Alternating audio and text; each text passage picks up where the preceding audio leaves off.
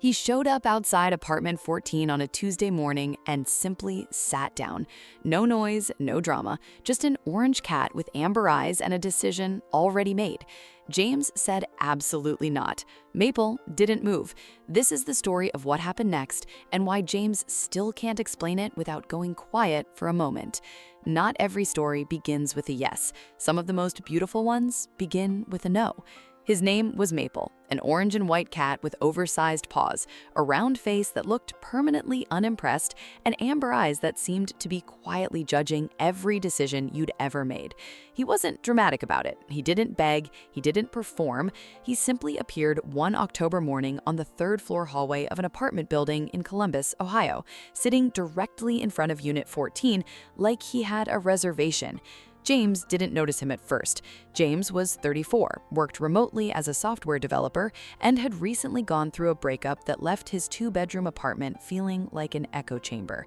He had a routine: wake up at 7:15, coffee, laptop open by 7:45, headphones on, world out. He was, by his own admission, not a cat person. He had never been a cat person. He would have told you he was barely a people person.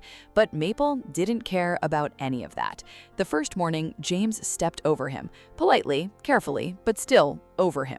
"Not mine," he muttered, as if the cat had accused him of something. Maple watched him go, then sat back down in front of the door. The second morning, Maple was still there. James brought him a small dish of water. "Don't read into this," he said. Maple drank the water, then sat back down in front of the door. By the fourth morning, James was Googling, "Is it bad to feed a stray cat once?" By the seventh morning, he had purchased a bag of premium dry food, a ceramic bowl, and, though he would deny this if asked, a small orange toy mouse. It was on sale, he told no one in particular. Here is what James didn't know yet. Here is what nobody told him. Maple had not ended up in that hallway by accident. He had been surrendered to a local shelter 3 weeks earlier by a family who was relocating overseas. He was 2 years old, fully vaccinated, neutered, and described in his shelter paperwork as independent but affectionate, needs time to trust. He had been adopted once before that, returned in 11 days. The family said he was too aloof, too quiet, too much himself. What they didn't understand, what most people never understand about cats like Maple, is that the quiet ones aren't cold. They're careful. They've learned that not everyone who opens a door intends to keep it open. So they wait, they watch, they choose slowly, and they choose once. And Maple had chosen James. On day 11, James left the front door slightly ajar while carrying groceries inside. Maple walked in. He didn't run, didn't sniff frantically, didn't knock anything over. He walked to the center of the living room, looked around with the measured composure of a building inspector, and sat down next to the coffee table. James stood holding a bag of groceries and stared at him. "Absolutely not," he said. Maple blinked once, slowly, then looked away, apparently unconcerned. James called his neighbor, who called a shelter volunteer, who said the cat had no registered owner and that James could either surrender him or fill out an informal foster form. "Just to make it official," she said. "You don't have to commit to anything."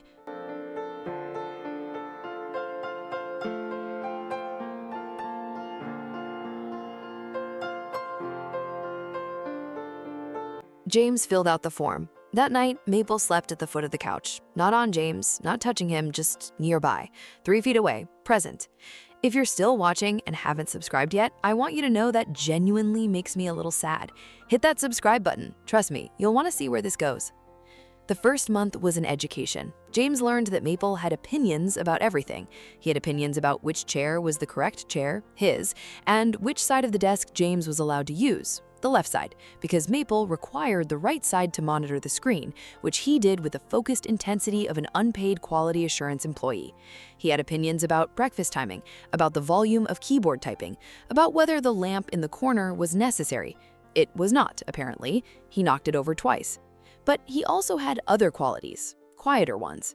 When James was on a difficult call, Maple would appear from wherever he'd been and sit approximately 18 inches away. Not on the laptop, not demanding attention, just there. A small, warm, orange presence that somehow made the call feel less like the end of the world.